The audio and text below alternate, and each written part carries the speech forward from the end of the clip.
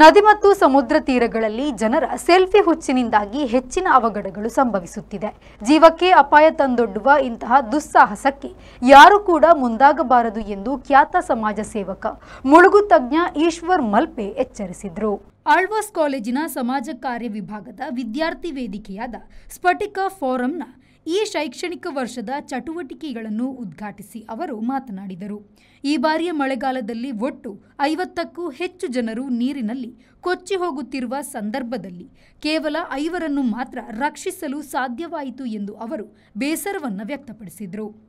ಆಳ್ವಾಸ್ ಸಂಸ್ಥೆಯ ಟ್ರಸ್ಟಿ ವಿವೇಕ್ ಆಳ್ವಾ ಮಾತನಾಡಿ, ಸಮಾಜ ಕಾರ್ಯ ವಿಭಾಗದ ಮೂಲಕ ಸಮಾಜ ಸೇವೆಗೆ ಹೆಚ್ಚಿನ ಅವಕಾಶಗಳಿದೆ. ವಿದ್ಯಾರ್ಥಿಗಳು ಈ ವೇದಿಕೆಯನ್ನು ಸಮರ್ಪಕವಾಗಿ ಬಳಸಿಕೊಂಡು ಸಮಾಜಕ್ಕೆ ನೆರವು ನೀಡುವ ಕಾರ್ಯದಲ್ಲಿ ತೊಡಗಿಸಿಕೊಳ್ಳಬೇಕು ಎಂದು ಹೇಳಿದರು.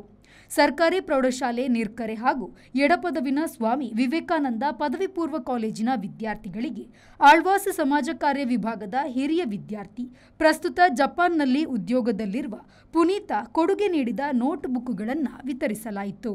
ಪ್ರಾಂಶುಪಾಲ ಡಾಕ್ಟರ್ ಕುರಿಯನ್, ಆಡಳಿತಾಧಿಕಾರಿ ಬಾಲಕೃಷ್ಣ ಶೆಟ್ಟಿ, ಸಮಾಜ ಕಾರ್ಯ ವಿಭಾಗದ ಮುಖ್ಯಸ್ಥೆ ಡಾಕ್ಟರ್ ಮಧುಮಲಾ ಕೆ, ಸ್ಫಟಿಕ ಫೋರಂನ ಸಂಯೋಜಕ ಸುಧೀಂದ್ರ ಜೆ, ಶಾಂತಿ, ನಯೋಮಿ ರಿಯೋನಾ ಮೋರಾಸ್, ವೇದಿಕೆಯ ಸಂಯೋಜಕರಾದ ಅಬ್ದುಲ್ ರೆಹಮಾನ್, ಇನ್ಶಾ ಉಪಸ್ಥಿತರಿದ್ದರು. ಸುರಕ್ಷಾ ಹಾಗೂ ಅರ್ಪಿತಾ ಕಾರ್ಯಕ್ರಮವನ್ನು ನಿರೂಪಿಸಿದ್ರು. ಗಗನ್ ಶರ್ಮಾ ಸ್ವಾಗತಿಸಿ ಅನನ್ಯ ಅತಿಥಿಯನ್ನು ಪರಿಚಯಿಸಿದ್ರು.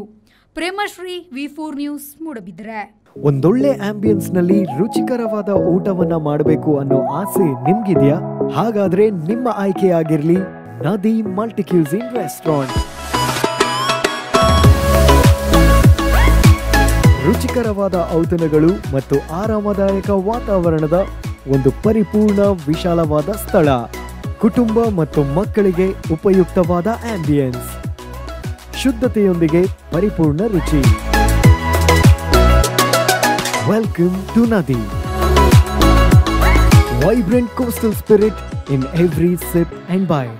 Opposite Jeppu Fish Market, Velankani Plaza, Mangaluru.